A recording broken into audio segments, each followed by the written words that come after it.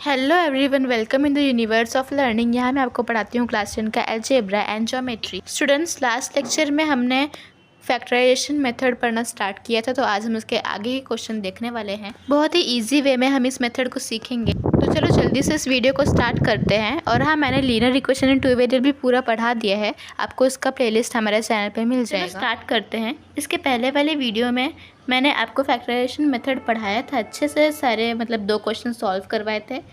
तो आज हम आगे के क्वेश्चन देखेंगे, लेकिन इससे पहले मैं आपको एक बार फिर इस मेथड को रिवाइज करना चाहूँगी।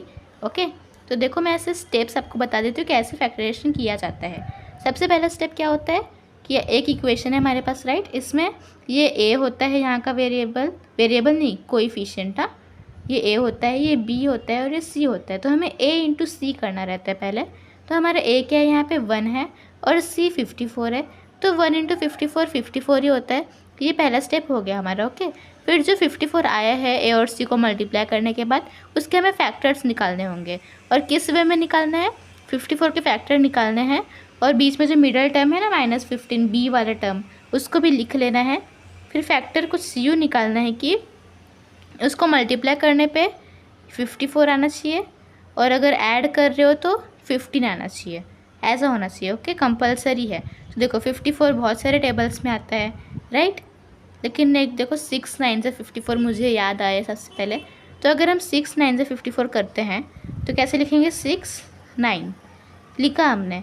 अब 9 + 6 क्या होता है, 15 होता है ना। 9 10 11 12 13 14 15। हाँ, तो इन दोनों को प्लस करने पे 15 होता है। तो हम ये दोनों को ले सकते हैं, ये सेटिस्फाई हो रहा है। लेकिन इसमें देखो यहाँ पे हमें +54 चाहिए, यहाँ पे -15। तो इसमें भी हमें साइन को अच्छे से डिस्ट्रीब्यूट करना पड़ेगा। कैसे डिस्ट्रीब्यूट करेंगे हम, देखो अगर हम क्या कर सकते हैं, दोनों को माइनस दे दें तो सही रहेगा। क्यों? क्योंकि अगर सिर्फ 9 को हम माइनस दे रहे हैं तो 9 - 6 तो 15 आएगा ही नहीं।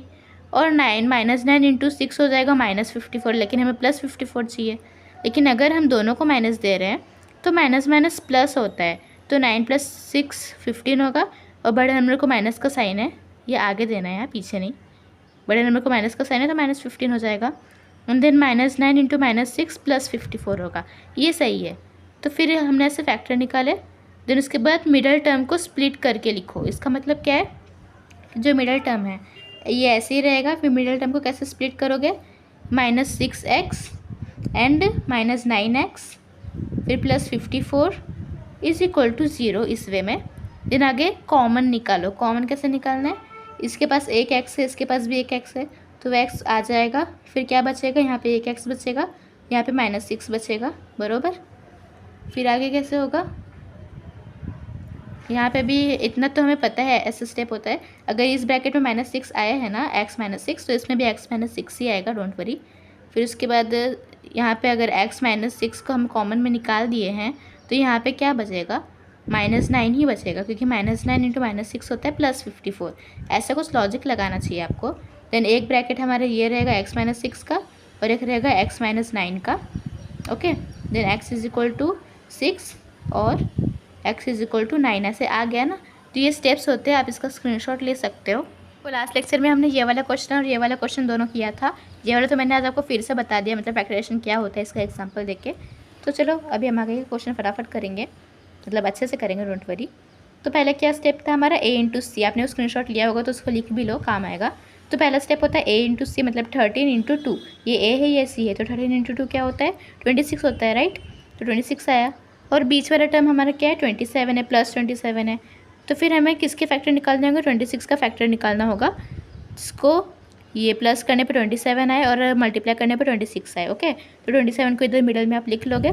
फिर ऐसा कौन सा फैक्टर होगा, एक मात्र ऐसा एक ही फैक्टर है जिसको प्लस करने पे 27 आएगा। और आपको ऐसा कॉमन आप दिमाग लगा भी सकते हो कि 26 1 26 होता है, राइट। तो अगर 26 1 26 है तो 26 + 1 क्या होता है, 27 होता है, राइट। तो यही हमारा ईजी सा फैक्टर रहेगा। इसमें साइन का कुछ गड़बड़ घोटाला नहीं है, कुछ माइनस वगैरह नहीं आएगा, क्योंकि यहाँ पे भी +27 है, यहाँ पे भी +26 है। ओके, तो ये भी दोनों भी प्लस रहेंगे।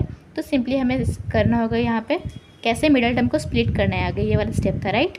तो इसको हमें स्प्लिट करना है, कैसे करेंगे, 26 और 1 है तो 2y² + 26y + y + 13 = 0। देन आगे कॉमन निकालना है, कैसे कॉमन निकालना है, यहाँ से हम दो चीज़ कॉमन निकाल सकते हैं। एक तो y यहाँ पे 2 है और यहाँ पे 1 y है, तो ये y कॉमन में आ जाएगा और 2 भी कॉमन में आ सकता है। यहाँ से भी 2 अगर हटा दोगे तो यहाँ पे क्या बचेगा, ऐसा जानने के लिए ना आपको इसको 2 से डिवाइड कर देना सिंपली। तो 2 1 ज़ा 2, 2 3 ज़ा 6 बचेगा, राइट। ऐसे शो मत करना, आपको मैं बता रही हूँ समझाने के लिए। तो 2y कॉमन निकालेंगे तो यहाँ पे 1 y यहाँ का बचेगा और यहाँ पे 13 बचेगा, तो y + 13 हो जाएगा। फिर यहाँ पे भी इतना पता है कि ये ब्रैकेट इधर पे भी आएगा, तो y + 13 लिख दिया। तो देखो y + 13, तो यहाँ से हमने 1 कॉमन निकाला, ओके, +1, ओके। तो +1 अगर हमने कॉमन निकाला तो एक ब्रैकेट रहेगा y + 13, दूसरा ब्रैकेट रहेगा 2y + 1 = 0। देन आगे ये ऐसे हो जाएगा y + 13 = 0 और ये 2y + 1 = 0। समझ रहा है? नहीं समझो तो एक बार फिर देख सकते हो, ओके। मैंने बहुत ही सारे स्टेप्स बताए अभी आपको इसी वीडियो में फैक्टराइजेशन के। हाँ, तो यहाँ पे ये 13 को यहाँ शिफ्ट करोगे तो -13 हो जाएगा। यहाँ पे +1 को यहाँ शिफ्ट करोगे तो -1 रहेगा। देन y = -13 और 2 को यहाँ पे शिफ्ट करोगे तो नीचे डिवीजन में चला जाएगा, तो y = -1/2। तो ये दो हमारी वैल्यूज़ आ गई, दो रूट्स आ गए इस इक्वेशन के। बहुत इजी क्वेश्चन था, राइट। यहाँ पे एक्स्ट्रा आ गया तो इससे आपको डरने की कोई ज़रूरत नहीं है। अब देखो क्वेश्चन नंबर 4 भी हम देख लेते हैं, बहुत सुपर इजी है, बस थोड़ा सा आपको शिफ्टिंग करनी होगी, ओके। यहाँ पे 5m² = ऐसे दे दिया है, तो इसको शिफ्ट करोगे तो कैसे होगा, 5m² यहाँ से माइनस में आ जाएगा तो -22m + 15 यहाँ पे आया तो -15 हो जाएगा = 0, ओके। ये हमारा एक इक्वेशन बन गया। अभी इसमें आपको ध्यान देना है, a × c मतलब क्या, 5 × 15, ओके। सो -15 × 5 क्या होता है, -75 होता है, राइट। तो -75 का हमें फैक्टर निकालना होगा, ओके। एंड बीच में हम क्या लेंगे, -22। क्यों -22?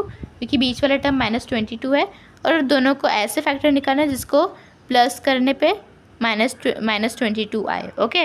हमें ऐसे फैक्टर चाहिए।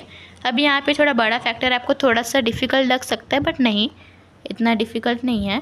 ये 5 के भी टेबल में आता होगा, बहुत से टेबल्स में आता है।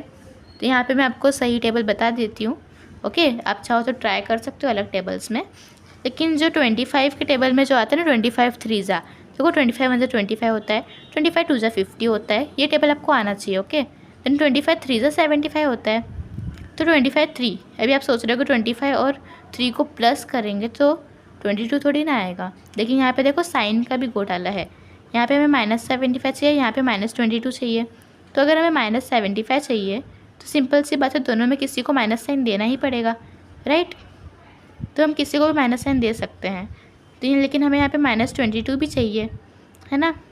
तो अगर हम 3 को माइनस साइन देते हैं तो 25 में से अगर 3 जाता है तो 22 बचेगा, लेकिन बड़े नंबर को तो प्लस का साइन ही रहेगा अगर 3 को माइनस दिया तो यहाँ पे तो, लेकिन हमें -22 चाहिए, इसलिए हम बड़े नंबर को माइनस का साइन देंगे, दैट इज़ 25 को माइनस का साइन मिलेगा। सो -25 × 3 होता है -75। देन -25 × 3 का मतलब क्या, 25 - 3 22। देन बड़े नंबर को माइनस का साइन है तो -22, ओके। बहुत इजी था। फिर इतना आ गया ना, तो मिडल टर्म को स्प्लिट करना वगैरह आपको आ जाएगा, बस यहाँ पे थोड़ा साइन वगैरह का अच्छे से ध्यान देना। हाँ, तो देखो मिडल टर्म को स्प्लिट करना है, -25m + 3m, okay. Then common निकालना है, कॉमन निकालो, चलो। ये m है, यहाँ पे m है, m आ जाएगा बाहर, और 5 को भी निकाल सकते हैं, इसको 5 से डिवाइड करोगे तो 5 बचेगा, ओके। तो 5m हमने कॉमन निकाला, तो यहाँ पे एक m बच रहा है, m माइनस बच रहा है, और यहाँ पे 5 बचेगा, तो m - 5। अभी इतना पता है ये ब्रैकेट यहाँ पे भी आएगा, तो m - 5 लिख दिया। देन आगे क्या बचेगा, 3 बचेगा यहाँ पे, क्योंकि 3 × m 3m होता है, 3 × -5 -15 होगा, राइट, इसलिए +3 आएगा। देन एक ब्रैकेट ये और एक दूसरा ब्रैकेट 5m + 3। देन यहाँ पे m - 5 = 0 और 5m + 3 = 0। यहाँ पे गया तो +5 हो जाएगा, और ये 3 यहाँ पे गया तो -3। देन 5 नीचे जाएगा तो डिवीजन में चला जाएगा, देन इसीलिए m की वैल्यू 5 आई और -3/5। देखो बहुत इजी था। ऐसे हम कुछ कुछ क्वेश्चन करेंगे हर वीडियो में, तो आपको समझ में आ जाएगा। आप जितने ज़्यादा क्वेश्चन सॉल्व करोगे आपको उतना ये फैक्टराइजेशन मेथड समझ में आ जाएगा, ओके, डोंट वरी। तो आई होप आपको समझ में आया होगा। Thank you so much.